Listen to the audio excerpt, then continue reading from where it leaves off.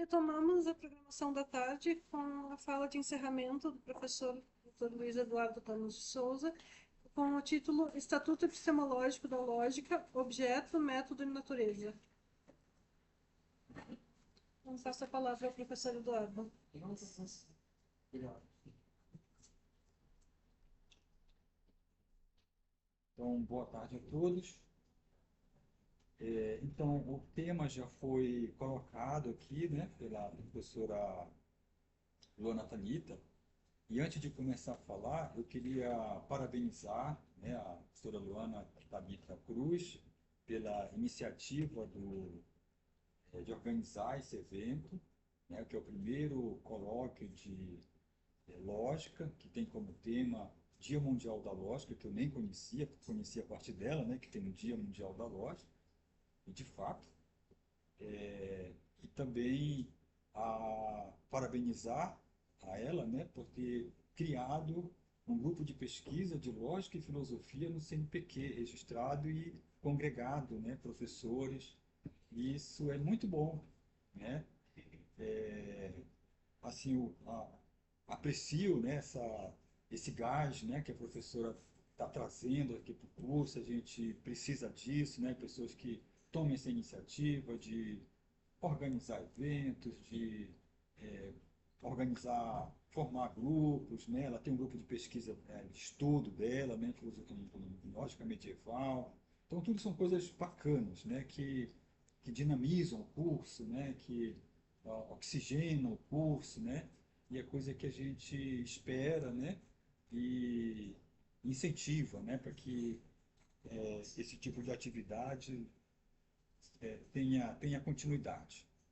Então, é, assim, eu tenho poucos slides para apresentar, só 13 slides, ao contrário do canal, isso é bastante, né? Eu tenho só 13 slides, um para cada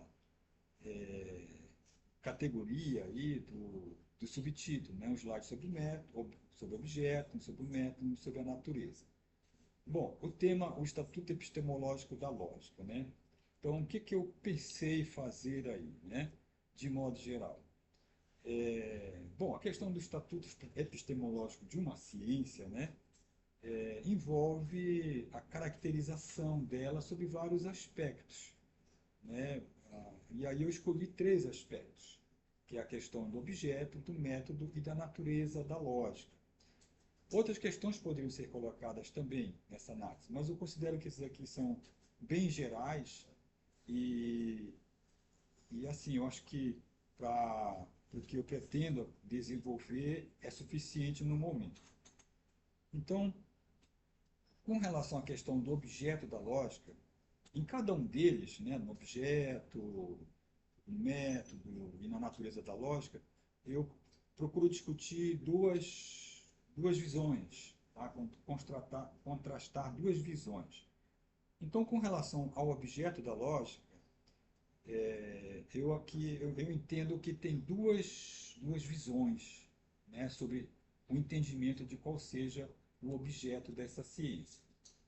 Então, que a lógica seja uma ciência formal, todo mundo, digamos assim, tem um consenso em relação a isso aí. Talvez aqui, com, com o enfoque dado pelo professor Rodrigo Canal, né, sobre a lógica informal, pragmática, talvez esse conceito de entender a lógica como uma ciência formal seja um pouco limitado.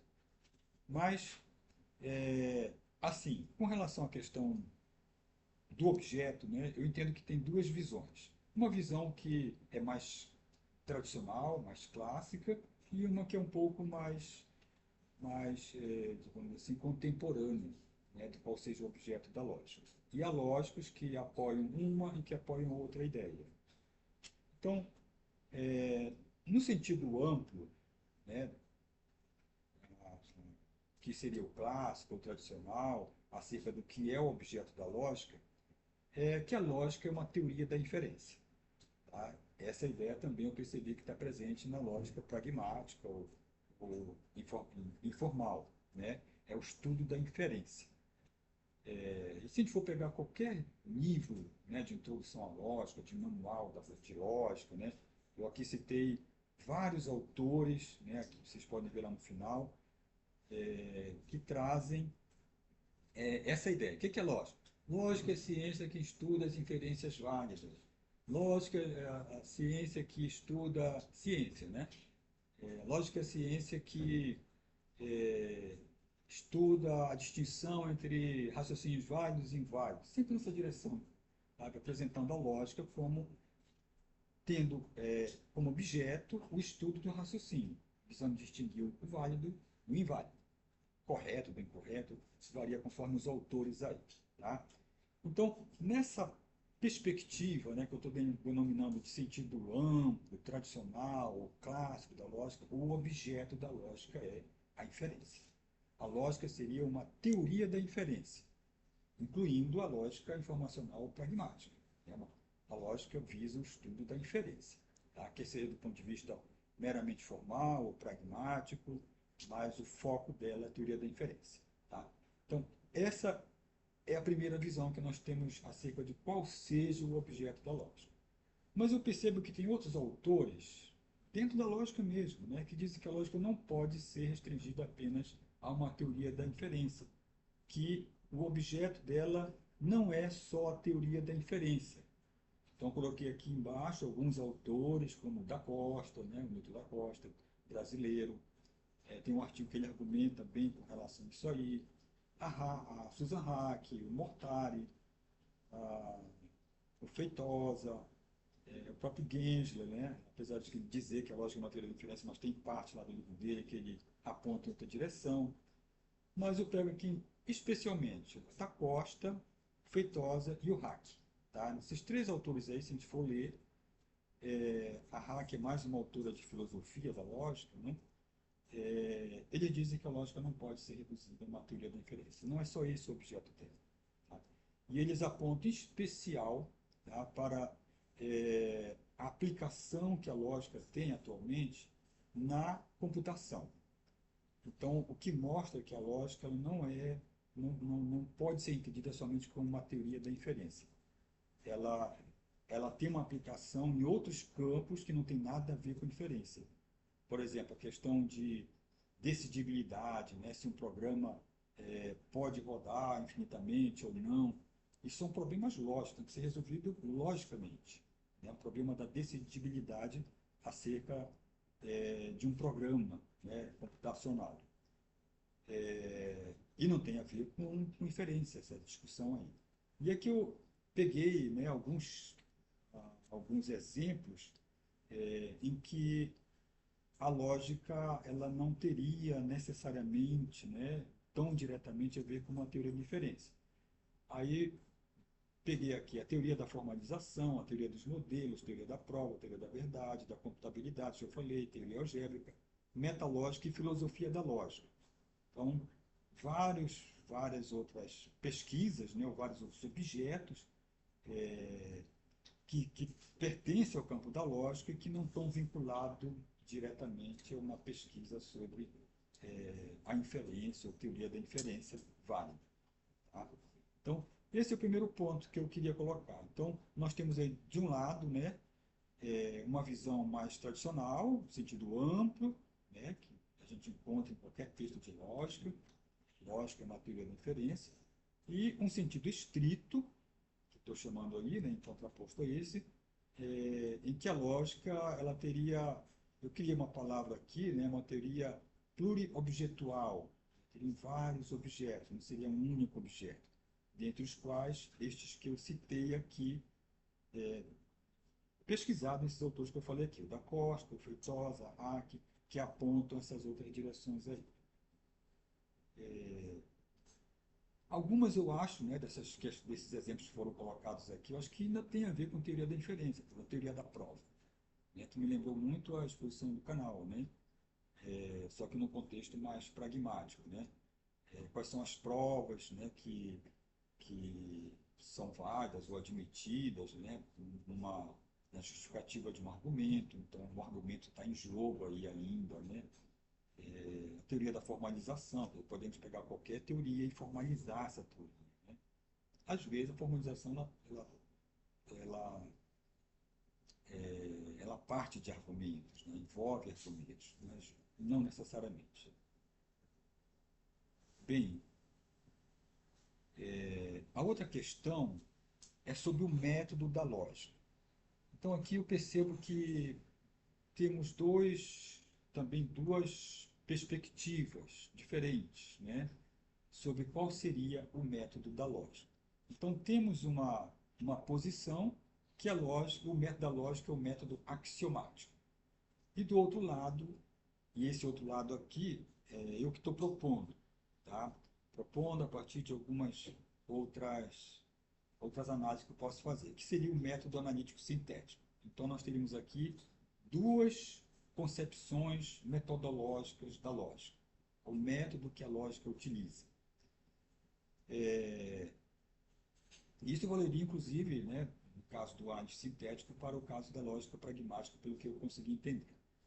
Bem, o método axiomático. Esse aqui é o mais tradicional também. Assim como a teoria, dizer que a lógica é uma teoria da inferência, né, que é bem tradicional, dizer que a lógica é uma ciência, um método axiomático também é bem tradicional. Por quê? Nessa ideia aqui, que tem mais a ver com a lógica dedutiva, né, se parte então de determinadas definições, axiomas, e a partir desse conjunto aí de elementos se produzem os teoremas, né, as sentenças que são válidas dentro da lógica. Os teoremas são sentenças ou afirmações que foram demonstradas a partir desses axiomas e definições. Então, a lógica seria um sistema axiomático e o método dela é um método axiomático, ou seja, o lógico ele formula axiomas e definições e a partir desse sistema axiomático ele deduz então as suas verdades lógicas. Tá? Então, nessa perspectiva, que é a mais tradicional, ela é a perspectiva, mas perspectiva de entender o método da lógica como sendo axiomático. Né? Coloquei aqui como exemplo a lógica pura, né? O raciocínio lógico, né? Por esse método aí, então ele formularia, né, a sua atividade intelectual, formularia então um sistema lógico mediante a proposição de certas definições axiomas e o que ele pode extrair disso aí em termos de teoremas. Então, seria esse um entendimento de que o método da lógica seja o método axiomático. E o método analítico sintético? Né? Isso aqui eu estou propondo, na verdade, como eu falei. Né? E eu gostei da fala do canal, porque também ele falou que estava propondo alguma coisa, né, na discussão dele, que era uma abordagem epistemológica da teoria da argumentação, se eu não falei nenhuma. E eu acho que esse é um trabalho que a gente tem que fazer, se esforçar por fazer, né, na filosofia. Não somente expor, né, os autores, o pensamento deles, mas também procurar inovar, né, tentar acrescentar alguma coisa à discussão. Então, esse método analítico sintético, eu estou propondo como sendo uma alternativa mais ampla do que o método axiomático. Tá? Esse método analítico sintético como sendo mais amplo e que até absorve o método axiomático. Eu vou explicar por que ele é capaz de absorver no decorrer da fala. Mas de onde vem esse método analítico sintético? Esse método analítico sintético ele vem da matemática. A matemática é uma ciência formal. Tá? Esse método analítico sintético ele foi formulado pelos matemáticos gregos, em particular pelo Pappus, né, que tem uma formulação desse método. Esse método chega à modernidade, tá? Ele está presente, por exemplo, em Descartes. Se a gente for analisar lá as regras para a direção do discurso do método, né, a segunda regra, né, Descartes lá coloca 4 regras, né, 4 regras metodológicas. E essas 4 regras, duas são de análise e duas são de síntese. E o Descartes fala, né, em outras obras, sobre o método analítico sintético. E nessa passagem, em particular, do discurso do método, a segunda regra, né, depois de Descartes apresentar o método analítico sintético como sendo um método usado pelos matemáticos, né, ele vai colocar fazer uma afirmação que é muito interessante, né? Ele vai colocar uma ideia, né, de estender a aplicação do método analítico e sintético para a filosofia. Podem ler lá, na segunda regra do método, no discurso do método, essa afirmação do Descartes de estender o método analítico sintético da matemática para a filosofia. E o interessante é que ele faz isso nas suas meditações metafísicas. A filosofia, né, do Descartes, as meditações metafísicas, elas são baseadas nesse método analítico sintético. Tá? Então, Descartes parte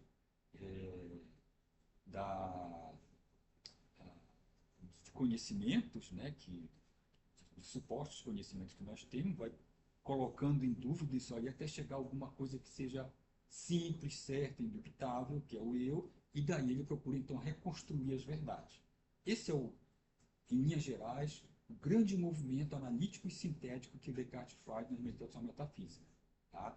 Parte da constatação de certos conhecimentos, digamos assim, né, certos saberes, e vai em busca dos seus fundamentos. Essa busca do fundamento último da verdade é o movimento do método analítico. É a busca desses elementos simples, últimos do conhecimento. E ele então chega no eu. Depois ele não para aí. A reconstituição, o caminho de volta, né, do eu para as verdades, as outras verdades que foram abandonadas ou questionadas. Né? Esse segundo movimento é o sintético. Se vocês forem ler, por exemplo, a tradução que é feita das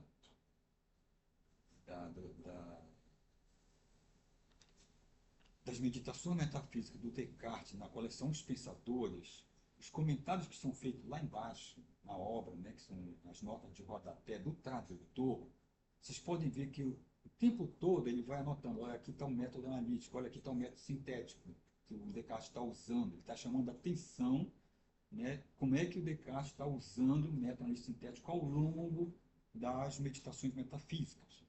Então veja que o Descartes faz, né? Ele reconhece que o método analítico e sintético é o método da matemática, tá? Isso não é uma invenção dele, é uma invenção dos gregos, ele reconhece isso na modernidade, tá? E aplica isso na filosofia, e elabora, então, as meditações metafísicas dele. Tá? Essa ideia de aplicar o método analítico sintético da matemática para a filosofia, ela vai reaparecer no século XIX, na Alemanha, com Kant. Tá? De novo, a questão do método analítico reaparece. A Academia de Berlim, em 1761, ela faz um concurso público, né, com a seguinte pergunta: é possível aplicar o método da matemática, o método da matemática sintético, né, a filosofia, a moral e uma outra área lá que não estou lembrado agora, não sei se é teologia, alguma coisa assim. Ou seja, o desafio que a Academia de Berlim colocou em 61, tá, era uma pergunta sobre o método. Se dava realmente para estender o método da matemática para essas outras áreas aí. Metafísica, em particular metafísica, moral, e a outra, se não me engano, era a teologia. Tá? O Kant escreve um texto em 64 para disputar esse concurso. Tira em terceiro lugar. Né? E ele afirma que sim, claramente, tá? Que a filosofia tem que imitar esse método aí. Certo? Esse método antissintético, vocês vão encontrar também na modernidade o Newton dizendo que ele usou o método antissintético na sua física, para a elaboração da sua física. Então veja que a aplicação do método analítico sintético da matemática ela vai se estendendo às outras áreas. Se estende à física, se estende à filosofia no Descartes e em Kant. Tá? A crítica da razão pura nada mais é do que uma aplicação concreta do método analítico sintético da matemática na metafísica para resolver os problemas da metafísica. É uma segunda aplicação. Primeira aplicação lá pelo Descartes, né, e uma outra aplicação feita pelo Kant. Os resultados são diferentes. Tá? Tem vários detalhes aí dessas diferenças. Né? Por exemplo, para o Descartes não tinha nada certo, nada confiável como ponto de partida. Tudo era duvidoso. Né? Para o Kant tem coisas certas, seguras e confiáveis que são as ciências. Né? Matemática, física e lógica. Matemática, física e lógica são seguras e confiáveis. Tá? Então, ele parte de alguma coisa que ele acha que é certo, né, que não é duvidoso, e vai buscar os princípios. Kant, né? Quais são esses princípios? Categorias, intuições e tal. Depois faz o caminho de volta. Né? O Kant vai dar outro nome ao método analítico sintético, né, que tem um comentador, Hermann Cohen, por exemplo, ele vai dizer que o método que o Kant usa, eu concordo com o Cohen na leitura que ele faz do Kant, é o método metafísico transcendental. O que o Kant chama de dedução metafísica ou investigação metafísica, na investigação pura, é o método analítico. É a pesquisa, é a procura desses princípios últimos, que para o Kant vão ser categorias, intuições em resumo. Né? Tem vários outros aí, mas em resumo são esses dois principais. Certo? E o que ele chama de investigação ou dedução transcendental tem a ver com o método sintético, ou seja, mostrar como, a partir desses princípios, é possível produzir conhecimento. Então vejo que Descartes, Kant, né, aplicam o método sintético da matemática na filosofia e obtêm seus resultados. Tá? E Newton aplica também esse método, lá no livro de ótica do Newton, né, tem uma passagem em que ele fala claramente do método sintético, descreve e tal, e diz que usa. E vejo que é um método que está sendo aplicado aí. Né? Então, o que eu estou propondo aqui? Propondo que, dada a similaridade da lógica com a matemática, serem ciências formais, e uma vez que podemos reconhecer que na matemática, né, há o uso do método analítico sintético, na lógica também esse método analítico sintético é válido. Então, isso que eu estou partindo aí, tá? Procurando reconhecer que o método analítico sintético está presente também na lógica, certo? Então, falei muito do método analítico sintético, mas não falei exatamente o que é análise, o que é a síntese, né? O que seria análise ou método analítico? Né? Consiste basicamente em partir da condição para o condicionado. É um movimento regressivo. Então, você parte de algo conhecido e vai buscar as condições, os elementos simples que condicionam isso aí. Esse é o movimento analítico. Tá? O que é o movimento ou método sintético? É o movimento de volta. Né? Você parte, então, desses princípios aí, desses conceitos simples, dessas condições para o condicionado, para os elementos compostos. Tá? Então, basicamente é isso que é o método analítico sintético. Tá? É um movimento regressivo para as condições e regressivo para o condicionado. Certo? Então,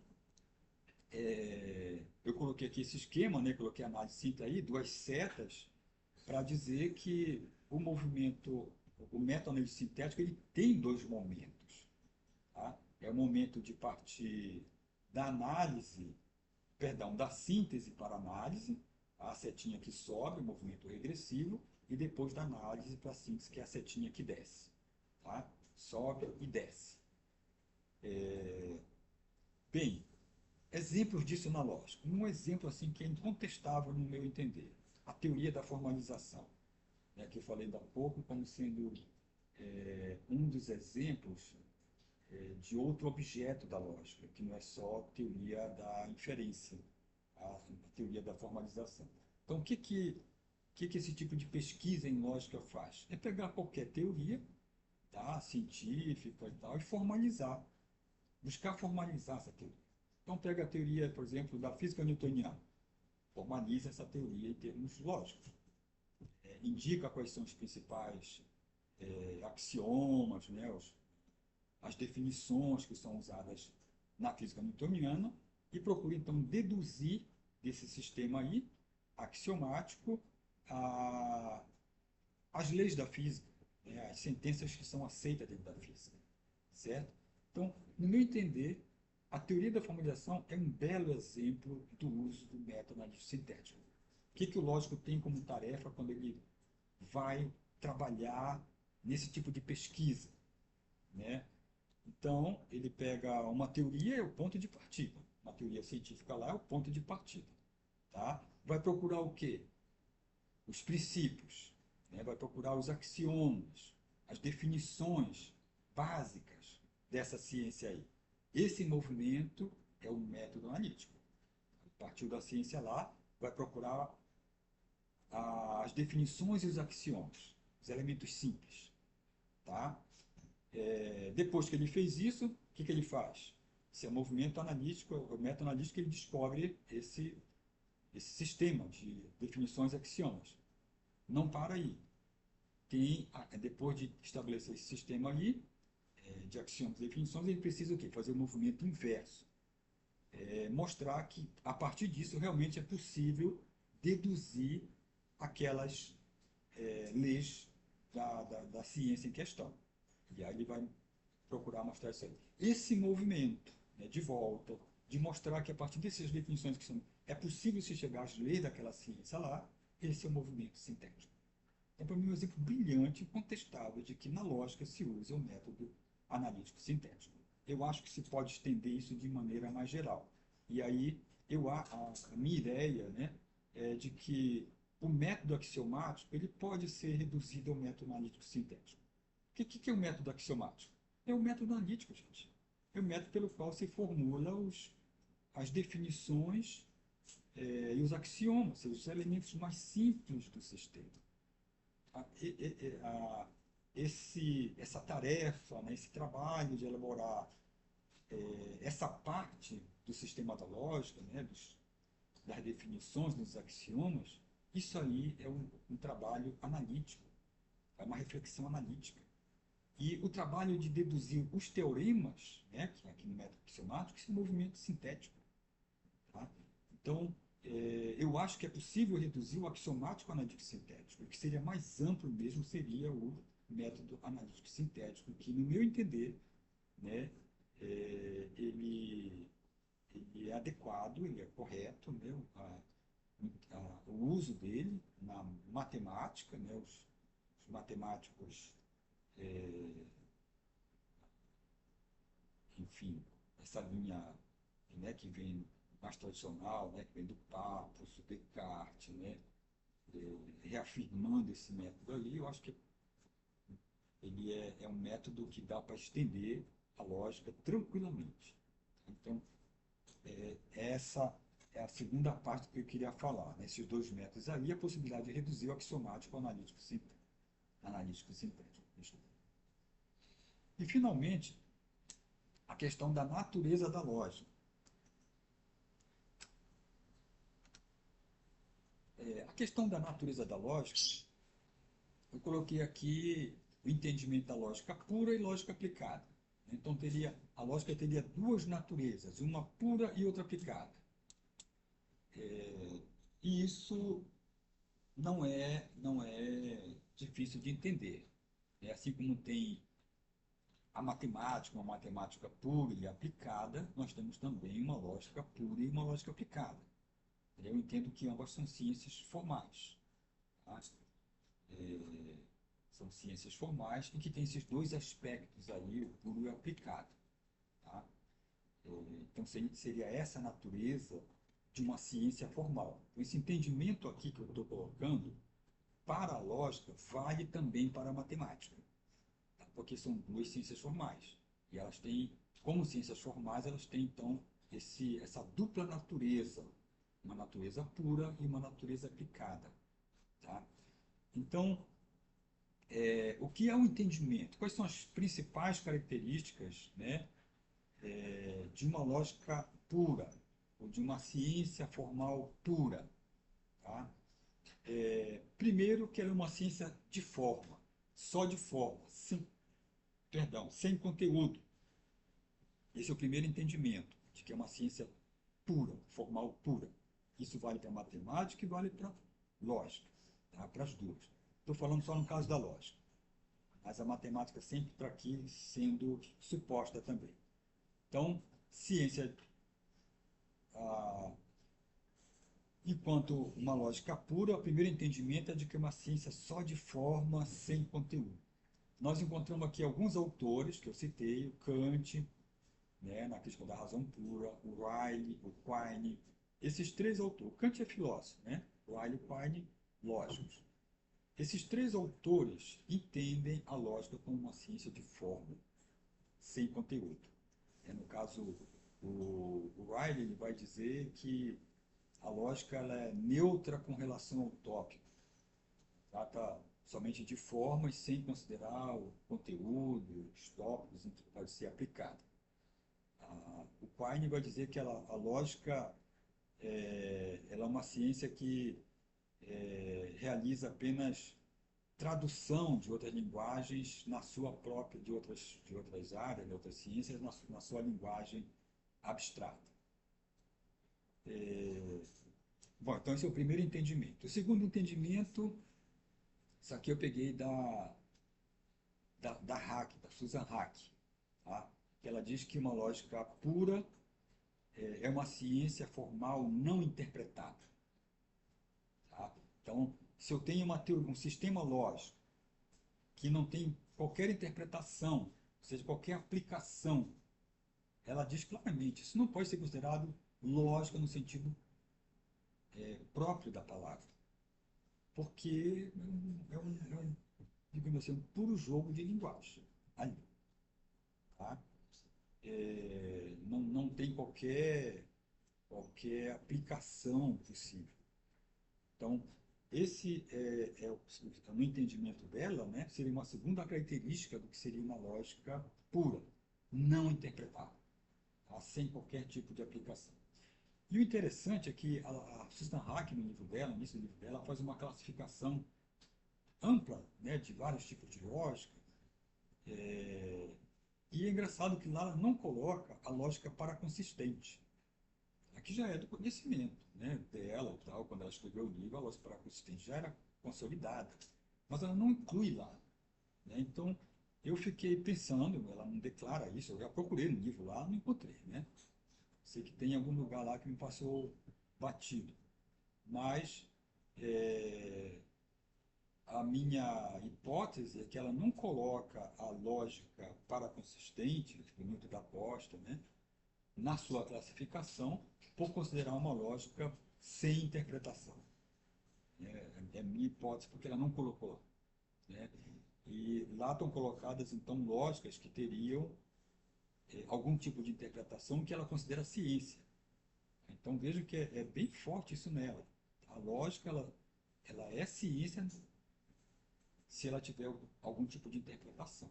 Se ela for não interpretada, se for só lógica pura, não pode ser considerada ciência propriamente dita.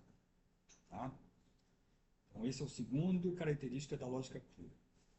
E o que eu estou colocando aqui, uma proposta, além dessas aí, é dizer que a lógica pura, o que vai também para a matemática pura, é que ela é uma ciência formal fraca. E aqui eu coloquei uma discussão, para encurtar aí a discussão, o termo kantiano, né? Que ela é uma ciência, essa ciência formal fraca, ela é meramente analítica. Se for usar um termo kantiano, você meteu o Kant pelo meio, né? Por que meteu o Kant pelo meio, né? Nessa questão de ciência formal fraca? É porque o Kant ele tem dificuldades com a lógica, claramente tem. Tá? por várias razões. Uma razão, uma lógica aplicada aqui, eu vou deixar mais claro isso aí e tal. Vou pular esse pontinho por enquanto, né? Porque da dificuldade do Kant com a lógica. Mas por que colocar o Kant aqui pelo meio e introduzir aqui o analítico de um lado, né, da lógica pura, e o sintético a priori do outro lado, na lógica aplicada, né? É porque o Kant tem uma análise muito interessante com relação à matemática, que eu acho que dá para estender a lógica facilmente, mas que o Kant não fez isso em relação à lógica devido ao estágio de desenvolvimento ainda pequeno da lógica, digamos assim, né, que é a sua lógica aristotélica na época dele. Então, por causa dessa limitação histórica, né, da lógica aristotélica na época do Kant, ele não pôde estender a análise que ele fez em relação à matemática ao contexto da lógica. Tá? Mas o que ele diz em relação à matemática eu acho muito interessante. Tem várias passagens da Crítica da Razão Pura que ele diz que a matemática pura, né, ela é semelhante a uma metafísica, a uma fantasia, a uma ficção dos matemáticos. É uma pura verborréia, é um puro jogo de linguagem. Aquilo não diz respeito, não tem qualquer referência, né, empírica possível. Então, o Kant faz essa afirmação, né, uma afirmação dura, forte, né? Mas ele tem esse tipo de afirmação, ele compra briga com os matemáticos, né? Ele diz que os juízes matemáticos são sintéticos a priori, mas o cara nem é matemático, né? Ele vai dizer isso, vai comprar briga com Frege e tal, vai ver todo o embate que vai dar surgimento à filosofia analítica, né? Por conta dessas afirmações que o Kant tem, né? Sobre de que a, a matemática, né? Ela não é analítica, ela é sintética a priori, enfim, vai dar uma brigalhada, né? Mas ele compra essas brigas, né? E uma briga assim, que ele compra em relação a uma briga, né? Uma posição forte que ele assume em relação à matemática é dizer isso, né? Que a matemática pura é semelhante à metafísica, tá? É, no sentido de que ela produz, ele usa as expressões, ficções, fantasias, produz metafísicas, tal como os metafísicos, porque não tem nenhuma referência empírica possível, nenhuma aplicação, né, empírica possível. Então, olha essa, né, visão do Kant em relação à matemática pura, né? Mas ele não diz isso em relação à lógica, ele diz isso em relação à matemática. Mas eu acho que dá para fazer a extensão dessa afirmação do Kant, que o Kant fez em relação à matemática e em relação à lógica, tranquilamente, considerando não a lógica aristotélica, mas a lógica simbólica. Tá? Porque a maneira como o Kant descreve, né, a lógica, a matemática, né, aritmética, por exemplo, é muito semelhante ao que a lógica simbólica faz hoje. Então, a descrição, né, repetindo, né, a descrição que o Kant faz da, da aritmética, né, o que faz o matemático na aritmética, né? Ele cria símbolos, né, símbolos para as quantidades. Né? O 1, o 12, o desenho do 1, do 2, do 3, tal, que são símbolos universais, são símbolos para as quantidades. Depois ele cria símbolo para as operações. Aí ele cita nominalmente adição, subtração, raiz, potência, né? São símbolos para operações com esses números aí, né? E aí nós temos para o Kant, né, a maneira como o matemático constrói, né, os seus objetos. Tem as quantidades e a construção simbólica deles mediante esses símbolos de números, de operações, etc. Tá? Se a gente for ver como a lógica procede hoje, é muito parecido. A gente pega a lógica proposicional, né, que quase todo mundo conhece aqui. Né? Quem fez lógica 1, né, com professor Rodrigo, comigo, vai lembrar, né, que a linguagem da lógica posicional, ela parte do quê? Do estabelecimento de alguns símbolos. Símbolos para sentenças e símbolos para as operações com essas sentenças aí, que são os conectivos. Olha a semelhança aí, né, dessas relações entre o que é feito na matemática, de acordo com Kant, e o que a lógica simbólica faz hoje. O estabelecimento da simbologia, né, para estabelecer a sua linguagem.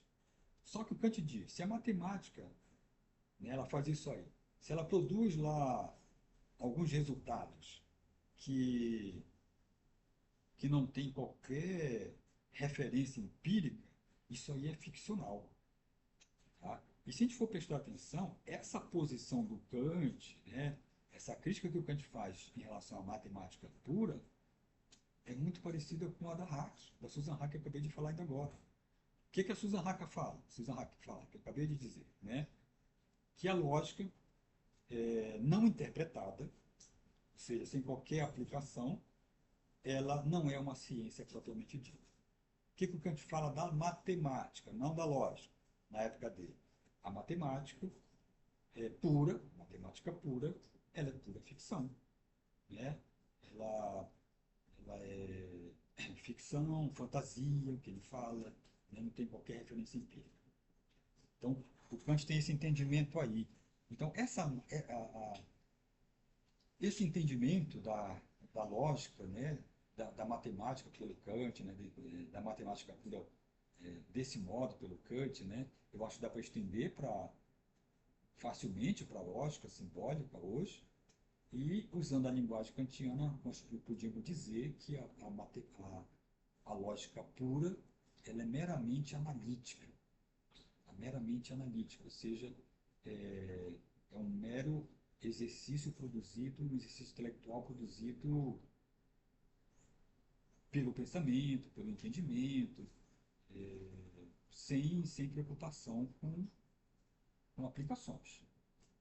Tá? Existe um campo de investigação, sim, dentro da matemática lógica pura. Tá? E isso seria meramente analítico. Tá? Bem, e nós temos do outro lado a lógica aplicada, que tem outras características. Ela é uma ciência de forma e conteúdo. Enquanto que a lógica pura é só forma, a lógica aplicada ela tem forma e conteúdo. Essa é uma definição, uma visão definida pela Susan Hack, né? Quando a Susan Hack diz que a lógica ela é uma ciência na medida que ela tem interpretação. Tá? Ela é interpretada, o que significa que ela tem um conteúdo. Okay? Então, o conteúdo aí, né, ele é essencial para caracterizar esse conceito da lógica aplicada, que é diferente da lógica pura que não tem conteúdo, isso é forma. Okay? E aqui que eu vejo também que pode se encaixar essa pesquisa, né, da lógica pragmática ou informacional, né, que considera não somente a forma, mas um conteúdo. Né? É um conteúdo situacional, contextual, né? Mas tem um conteúdo, não é isento de conteúdo, não é só forma, como a lógica pura. É uma lógica aplicada, né? No meu entender, a lógica pragmática ou informal. Ela não é só forma, ela tem conteúdo associado a ela. Uma outra característica da lógica aplicada é que ela é uma ciência formal interpretada, também da Susan Hack, né? Essa ideia da lógica aplicada. A diferença que ela faz, ela diz que lógica só pode ser considerada uma ciência mesmo na medida que ela tem uma interpretação, na medida que o sistema tem uma interpretação. Tá? Se não tiver interpretação, não é lógica ainda para ela. Tá? Bem parecido com o que o Kant fala em relação à matemática. O Kant diz, olha, a matemática pura dos matemáticos é fantasia, ficção, e usa essas palavras. Tá? Somente à medida que a matemática tem referência empírica, aí sim, ela é uma ciência. A Susan Haack fala isso em relação à lógica. Tá? Ela estende essa ideia aí da matemática, é, do Kant, né, pura e aplicada, à lógica, usando a linguagem não interpretada, né, e interpretada, essas coisas aí. E o que eu estou usando aqui, que eu proponho aqui como uma terceira característica, né, é que a lógica aplicada era uma ciência formal forte. Então, nós teríamos, de um lado, uma ciência formal fraca, que seria a lógica pura, e teríamos uma ciência formal forte, né, que seria, por exemplo, uma lógica aplicada.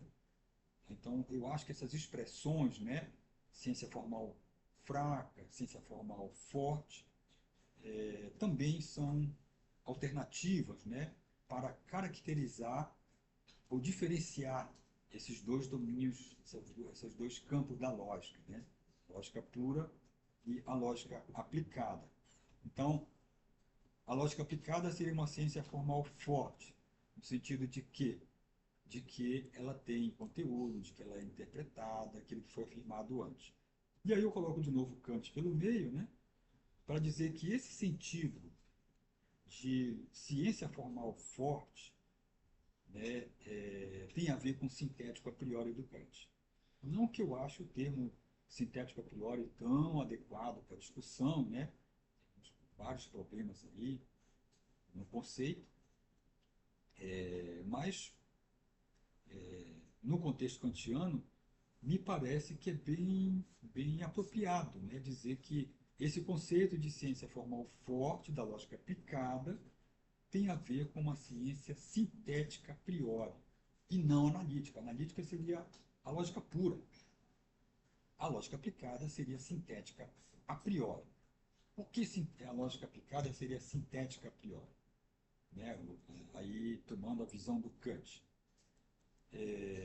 Bom, o a priori aí teria a ver com a parte dedutiva da lógica, né? Com o seu sistema de axiomas, de definições, né? Formais, teria a ver com isso aí. E o sintético teria a ver justamente com a referência, com a aplicação. Tá? Então, nós teríamos aí, nessa ideia, nesse conceito de sintético a priori, o lado, o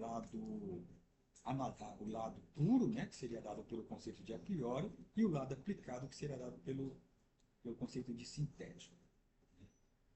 Bom, o que eu tinha para falar, de modo geral, era isso aqui. Eu agradeço a oportunidade e a atenção de todos.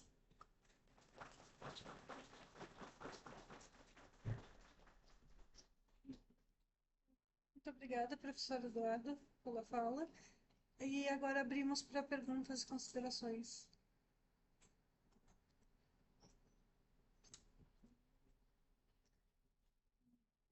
Vou aproveitar enquanto ainda estão absorvendo a fala para fazer uma pergunta, uma consideração. Até achei muito interessante a fala, foi realmente muito clara e me lembrou um pouco a fala da professora Roberta com a distinção da lógica pura e da lógica aplicada em relação na lógica medieval, a lógica Dawkins e lógica Huygens. Essa distinção medieval da teoria e da prática em relação à lógica lembrou um pouco essa, essa distinção proposta. Achei esse ponto em particular bastante interessante e até me lembrou a consideração que tinhas feito hoje pela manhã para a professora Roberta, agora foi mais claro para mim o porquê. E eu gostaria de perguntar, essa nomenclatura kantiana, ela poderia também ser, inspirar, ter ecos essa proposta, essa divisão mais kantiana, ela poderia ter ecos dessa leitura que a professora Roberta trouxe? Obrigado pela questão. também lembrei dessa questão, né, quando a professora Luana falou dessa distinção entre lógica Dawkins e a outra era a lógica Utens. Utens, né? Que eu achei que teria uma possível relação com essa diferença entre lógica pura e lógica aplicada, né? E assim, eu achei interessante porque essas discussões elas são importantes para a gente rastrear, né, a origem dessa discussão, né? Por exemplo, a consideração da lógica como ciência. Onde começa isso? Porque isso não está em Aristóteles, né? Então, em algum momento, alguém começou a dizer que a lógica era uma ciência, não era só arte, né? Então, na fala da professora Roberta, ela indicou lá um autor do século XIII, né, que poderia estar na origem já dessa distinção entre a lógica como ciência, né, e a lógica como arte. Eu, não, aí teríamos que ver se essa distinção, né, que foi feita aí, né, na lógica medieval, entre lógica Dawkins e lógica Lutyens, se ela teria mais a ver, né, com essa diferença entre lógica pura e lógica aplicada, ou lógica como ciência ou lógica como arte, né? Mas assim, eu não teria nenhuma resposta conclusiva a dizer com relação a isso, né? Apenas dizer que eu acho muito interessantes essas pesquisas, esses trabalhos que procuram resgatar, né, essas origens dessas distinções aí. O fato é que nós temos, né, e Kant isso é muito claro, já tem uma lógica pura e uma lógica aplicada, né? Ele fala muito claro, assim como tem uma física pura, tem uma física aplicada para ele, né? Então, isso já está claro nos modernos, essa distinção entre puro e aplicado, entre arte e ciência, né?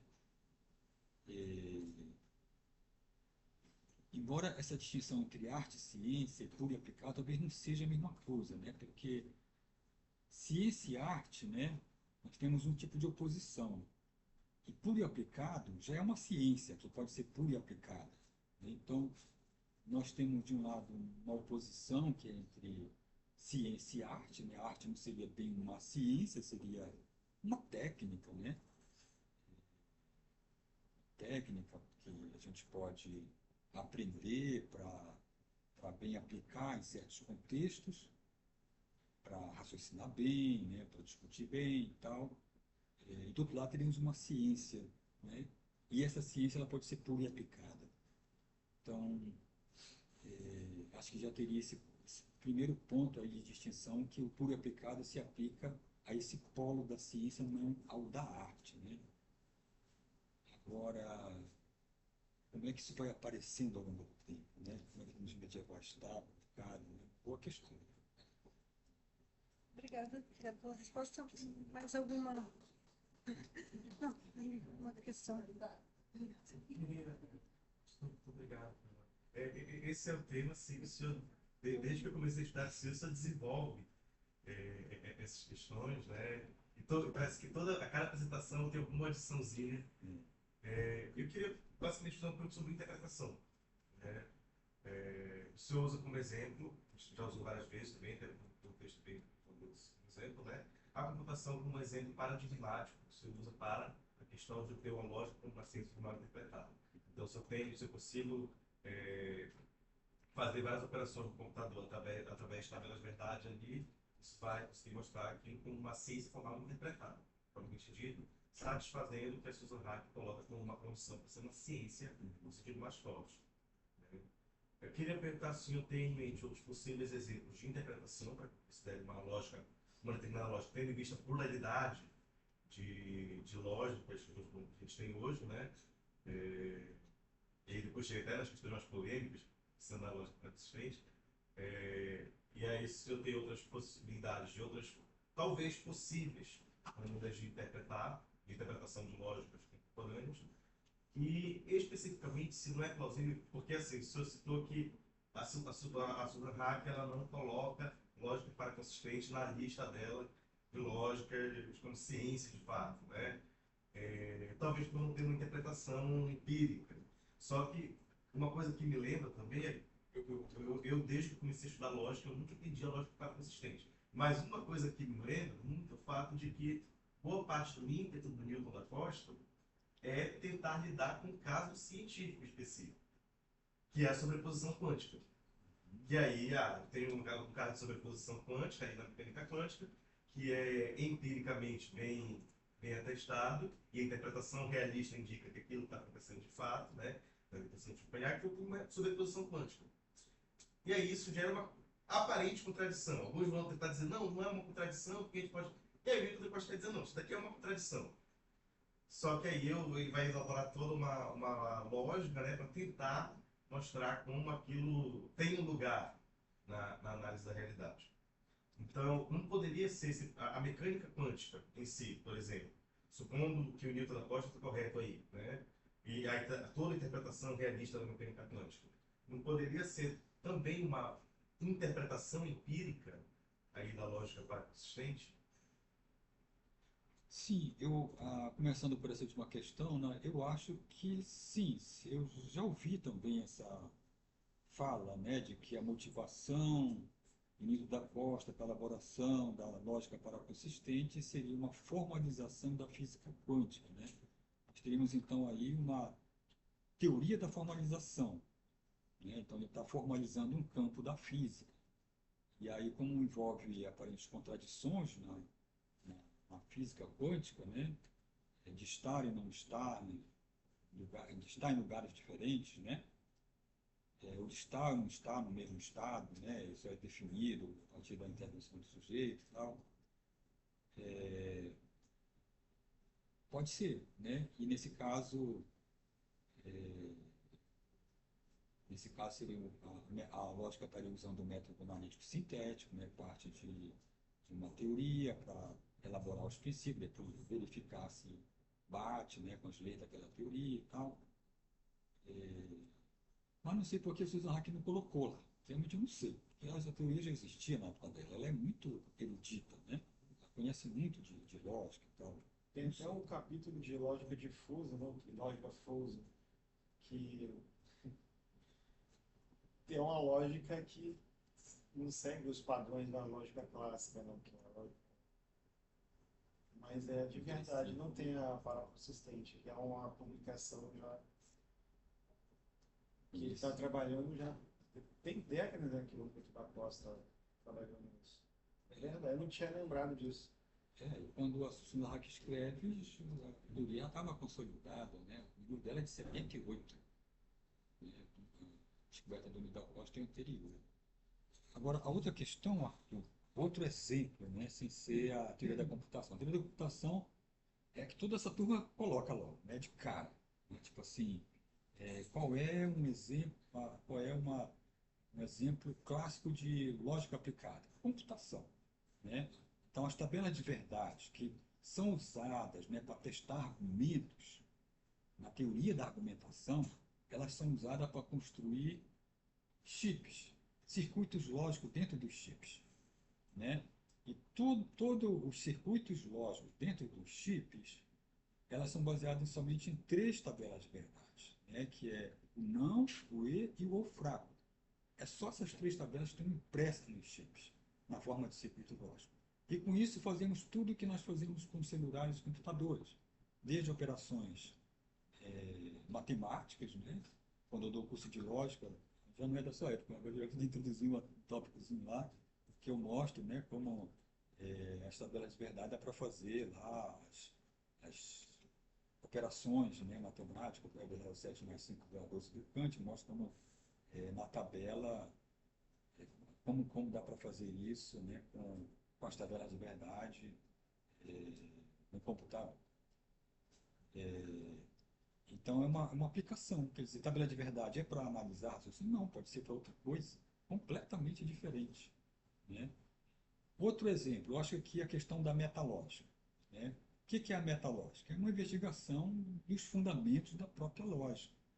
Né? Então, não tem a ver necessariamente com o argumento. Né?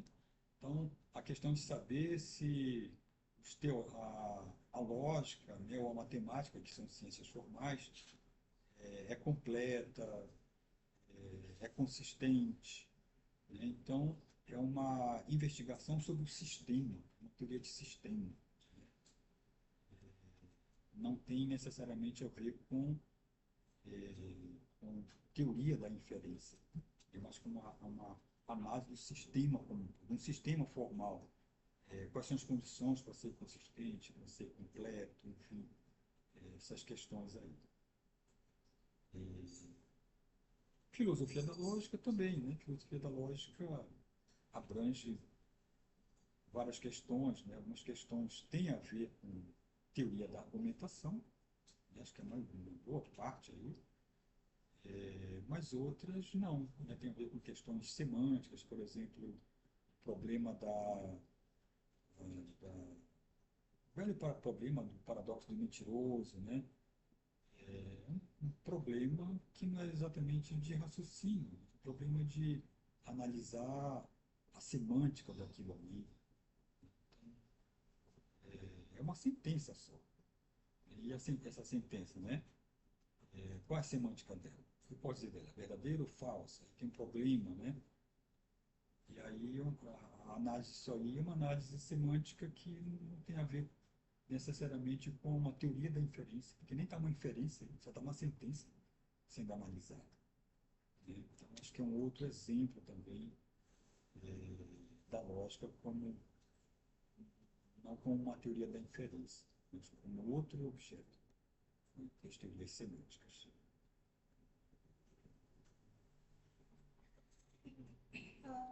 Mais alguma questão? Professor, você falou, né, sobre o seu último slide, chamando a ciência formal forte, você chama de sintética a priori. Se eu não me perdi no raciocínio, tem a ver com a parte da dedução, da lógica, desse tipo de coisa. Então, tendo em vista que o a priori seria o universal necessário, com a parte do livro divino, então, parece dizer que a lógica seria puramente dedutiva ou algo do tipo. Mas nem toda lógica tem essa relação intrínseca com o dedutivismo. Nem toda lógica é completamente dedutiva. Então, usando esses termos kantianos ainda, uma lógica que não é 100% dedutiva, então ela seria uma lógica sintética a posteriori, ou ela já se encaixaria nessa natureza pura e viraria uma lógica puramente analítica? Olha, eu diria que essa lógica, você usou uma expressão que eu achei legal, não tinha pensado nisso aí, né? Mas eu acabo, obrigado pela sugestão. Haveria uma lógica, né, que não seria nem analítica, que seria pura, nem aplicada, né, que seria sintética a priori, mas não seria sintética a posteriori, né? Eu fiquei pensando agora, né, pela questão que você colocou, seria possível considerar a lógica pragmática, né, que o informal, que o professor Rodrigo colocou como uma sintética a posteriori, né, porque ela não se baseia no sistema dedutivo a priori, dado a priori, como admitido já as regras formais, as regras de referências clássicas da lógica, né? Então, essas regras elas seriam a posteriori. Você parte ali do discurso, né? Parte ali da interlocução dos agentes, né? Envolvidos no processo de raciocínio, né? E seria a posteriori, né? E seria sintético, porque não seria algo completamente puro, né? Não partiria das regras sintéticas a priori, mas tem um detalhezinho que talvez não encaixe direito, que é porque essa lógica, né, pragmática ou informal, ela procura estabelecer algum conjunto de, pelo que eu entendi, mas posso estar falando bobagem, né? Ela procura estabelecer através aí do acordo entre os agentes, né, envolvidos, um conjunto de critérios, né, ou de regras que possam ser admitidas para decidir a validade ou não do raciocínio em questão. Então, embora não se parta de regras, de inferências formais, já previamente admitidas, mas se procura estabelecer ali um conjunto de regras. Isso é bem do pensamento da filosofia pragmática, né? Então, você não tem, por exemplo, essa ideia também está presente na ética, né? O Kant ele propõe uma ética baseada no princípio racional, a lei moral, né? É um princípio que se impõe, né, a priori, de maneira universal muito forte. Tá? É uma ética, digamos, forte. Né? A ética pragmática do Habermas vai fazer? Ela vai enfraquecer um pouco isso aí, né? Esse sentido de um princípio moral muito forte que o Kant propôs. Né? Então, há um princípio moral universalizável que ele vai sendo formulado ali no debate, né, entre os agentes ali envolvidos na discussão e tal. Então, a turma ali vai tentando formular um conjunto de regras, né, válidas para validar as suas ações, as suas normas e tal. O que eu achei um pouco parecido, né, com a abordagem da lógica informal. Então, me parece que tem um conjunto de regras, só que ela não é dada a priori, não é dada pelas regras de diferença lógica formal, mas se tem de estabelecer um conjunto de critérios para poder decidir se vai validar, senão não funciona. Mas é um conjunto de regras mais fraco em relação às outras da lógica. Então, muito obrigada, professor Eduardo, muito obrigada, professor Rodrigo. Agradeço a participação de ambos e das falas muito interessantes. E com isso encerramos nosso primeiro colóquio Lógica e Filosofia do Dia Mundial da Lógica.